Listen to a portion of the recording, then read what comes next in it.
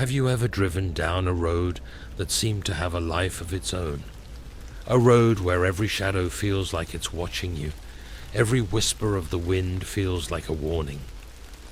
Tonight I'm going to take you on a journey down such a road. Buckle up. Because this is the story of the haunted highway. Mike was an ordinary guy, returning from a late-night shift. He had taken this road many times before, but tonight was different. Tonight he would encounter something he would never forget. Mike's car radio starts to flicker. Static interrupts the music. He frowns and tries to fix it, but the static only grows louder. Mike, mumbling to himself, "What the hell? This radio never does this." Suddenly, the radio clears, and an old crackling voice comes through. Turn back now." Mike looks confused and slightly scared, but he shakes it off. Mike nervously said it must be some prank. He continues driving, but the road seems to stretch endlessly. The trees grow denser, their branches reaching out like skeletal hands. Mike checks the time again. It's now 12:30 a.m. This road shouldn't take this long. As the clock struck midnight, Mike saw something that made his blood run cold. A figure, dressed in white, standing in the middle of the road. Mike slams on the brakes, stopping inches away from the figure. He gets out of the car, heart pounding. Mike, shouting, "Hey, are you okay?" The figure didn't move. As he got closer, he noticed it was a woman, her face hidden under a veil. Trembling, Mike reached out to touch her shoulder, but his hand passed right through her. The woman slowly lifts her head, revealing hollow black eyes and a gaping mouth. Woman, whispering, "Leave, before it's too late." Mike stumbles back, rushes into his car and speeds away. The woman vanishes. Terrified, Mike drives faster, but the road seems to loop back on itself.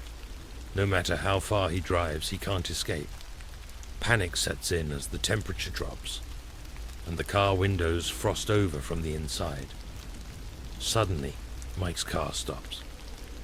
He tries to start it, but it's dead. Mike, desperate, come on. In the silence, he hears footsteps approaching. He locks the doors, but the footsteps continue to get closer. He sees a shadowy figure in his rear-view mirror, slowly creeping up to his window. The figure, a man with a twisted, malevolent grin, taps on the window. Mike's breathing becomes ragged. Man, grinning. "Need a lift?" Mike screams and the figure disappears. Just then, his car starts up again. He floors it, driving frantically until he finally sees the lights of a nearby town. Mike pulls into a gas station, shaking. The attendant looks at him with a knowing expression. Attendant said calmly, "You saw them, didn't you? The ghosts of the haunted highway. You're lucky you made it out. Mike never took that road again. And neither should you, if you value your sanity. Some roads are best left untraveled, for they hold the remnants of those who never left. So next time you find yourself driving late at night, and the road seems to stretch endlessly, remember Mike's story, and whatever you do, don't stop for the figures in white."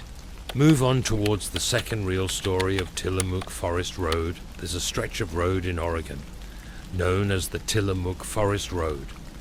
Locals say it's haunted. They tell tales of disappearances, strange sightings, and eerie sounds.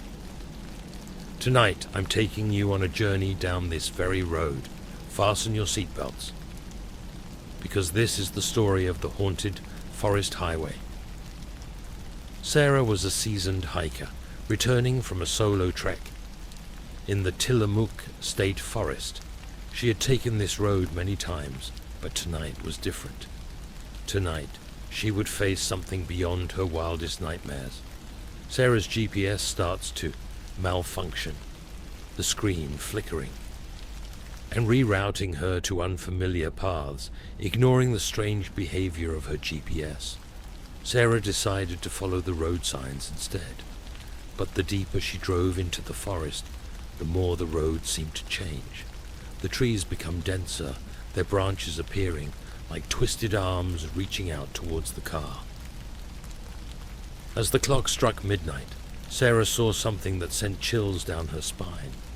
A faint light flickering between the trees, as if someone was holding a lantern. Sarah slows down, peering into the darkness. The lantern light disappears, then reappears closer to the road. Sarah nervously said, "Hello, is anyone there?" Suddenly, a figure emerges from the forest, a man dressed in old, tattered clothes, his face obscured by a hood. Sarah's heart races as she stops the car. The man stands in front of her car, unmoving Sarah, panicking. "What do you want?" Without warning, the man vanishes, leaving only the echo of his haunting whisper. "Leave while you can." Sarah, trembling, tries to restart her car, but it refuses to start. She hears footsteps approaching from the forest, getting closer and closer, just as the footsteps seem to be right next to her. The car roars to life. She speeds away, but the forest seems to close in around her. The road twists and turns, leading her deeper into the unknown. She sees a sign for a small town called Timber, a place she had never heard of, but any sign of civilization was a beacon of hope. As she drives into Timber, she notices the town is eerily silent. No lights, no people, just abandoned buildings. She parks the car and steps out, the only sound her footsteps echoing in the empty streets. Suddenly she hears a child's laughter, light and eerie, coming from a nearby alley. Sarah hesitates, then follows the sound. She turns a corner and sees a little girl in a white dress, standing alone. Sarah softly said, "Are you lost?" The girl turns around, her eyes black as coal, her smile twisted. Girl whisper, "You shouldn't have come here." Panic sets in as Sarah runs back to her car. As she drives away, she realizes the town of Timber was never there. Her GPS finally recalculates, leading her back to the main road. Sarah never drove through the Tillamook forest at night again. Some roads hold secrets, dark and malevolent, and sometimes those secrets come looking for you.